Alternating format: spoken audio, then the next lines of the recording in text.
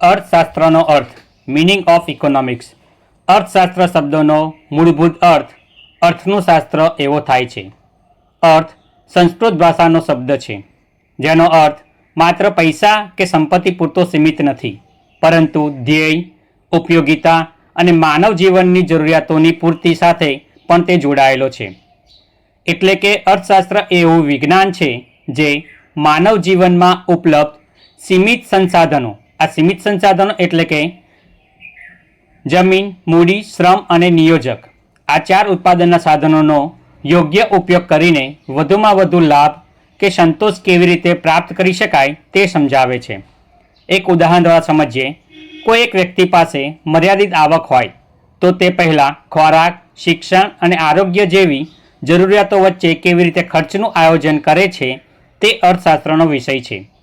તેવી જ રીતે એક ખેડૂત મર્યાદિત જમીન અને મર્યાદિત પાણીનો ઉપયોગ કરીને વધુમાં વધુ ઉત્પાદન કેવી રીતે મેળવવાનો પ્રયત્ન કરે છે, આ પણ અર્થશાસ્ત્રના સિદ્ધાંતને પ્રતિબિંબિત કરે છે. અંગ્રેજી શબ્દ ઇકોનોમિક્સ એ મૂળ ગ્રીક શબ્દ ઓઇકોનોમસ પરથી ઉતરી આવેલો છે. અહીં ઓઇકોસનો અર્થ થાય છે ઘર અને નોમસનો મતલબ થાય છે વ્યવસ્થાપન કે સંચાલન.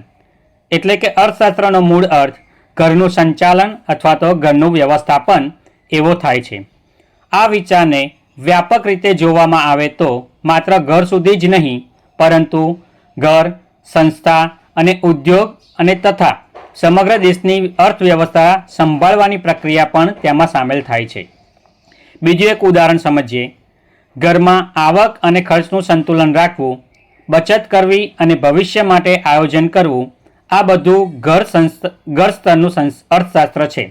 જ્યારે સરકાર દેશના બજેટનું આયોજન કરે છે, કર વસૂલ કરે છે એટલે કે જાહેર આવક કરે છે અને જાહેર ખર્ચ કરે છે, ત્યારે તે રાષ્ટ્રીય સ્તરે અર્થશાસ્ત્રના સિદ્ધાંતોનો ઉપયોગ કરે છે. આ રીતે અર્થશાસ્ત્ર માનવ જીવનના દરેક સ્તરે વ્યક્તિગત, સામાજિક અને રાષ્ટ્રીય સ્તરે સંસાધનોના યોગ્ય ઉપયોગ અને લાભની પ્રાપ્તિ માટે માર્ગદર્શન આપે છે. હવે થોડા ઘણા MCQs જોઈ લઈએ. અર્થશાસ્ત્રના શબ્દોનો મૂળભૂત અર્થ શું છે? A. પૈસાનું વિતરણ. B. અર્થનું શાસ્ત્ર. C. ઉત્પાદનનો અભ્યાસ અને D. વેપારનું સંચાલન. સાચો જવાબ છે અર્થનું શાસ્ત્ર. અર્થ શબ્દોનો અર્થ નીચે પૈકી કયો નથી? ધ્યેય, ઉપયોગિતા, સંપત્તિ અને મનોરંજન. અર્થશાસ્ત્ર મુખ્યત્વે શું સમજાવે છે? A. કુદરતી સંસાધનોનો નાશ. સીમિત સંસાધનોનો યોગ્ય ઉપયોગ. પહેલાં પણ મેં વાત કરી, સંસાધનો જ્યાં પણ આવે ત્યારે આપણા મગજમાં 4 ઉત્પાદનના સાધનો આવી જ જવા જોઈએ: જમીન, મૂડી, શ્રમ અને નિયોજક. એટલે કે આ કેવા સાધનો છે? તો કે સીમિત, મર્યાદિત. C. રાજકારણનું સંચાલન. અને D. ફક્ત ઉદ્યોગ વિકાસ. સાચો જવાબ છે B. સીમિત સંસાધનોનો યોગ્ય ઉપયોગ. ઇકોનોમિક શબ્દ કયા ગ્રીક શબ્દ ઉપરથી ઉતરી આવ્યો છે? A. નોમિક્સ. B. ઓર્થોસ. C. ઓર્કોનોમસ. D. Cosmos. સાચો જવાબ છે ઓર્કોનોમસ. ઓર્કોસ અને નોમસનો અર્થ અનુક્રમે શું થાય છે? બજાર અને વેપાર. B. ઘર અને વ્યવસ્થાપન. C. સંપત્તિ અને આવક. અને D. ઉત્પાદન અને વિતરણ. સાચો જવાબ છે B.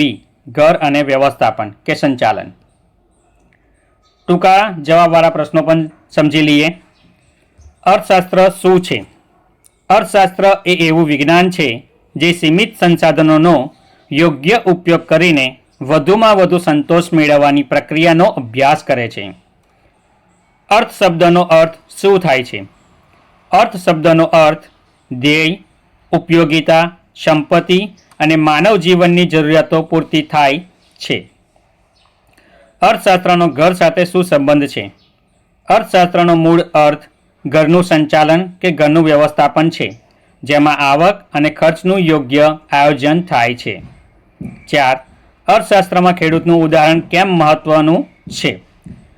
ખેડૂત મર્યાદિત જમીન અને પાણીનો ઉપયોગ કરીને વધુમાં વધુ ઉત્પાદન મેળવવાનો પ્રયત્ન કરે છે, જે સીમિત સંસાધનોના યોગ્ય ઉપયોગને દર્શાવે છે. 5. અર્થશાસ્ત્રનો વ્યાપ કયા સ્તરો સુધી છે? અર્થશાસ્ત્રનો વ્યાપ વ્યક્તિગત, સામાજિક અને રાષ્ટ્રીય સ્તર સુધી વ્યાપ ધરાવે છે.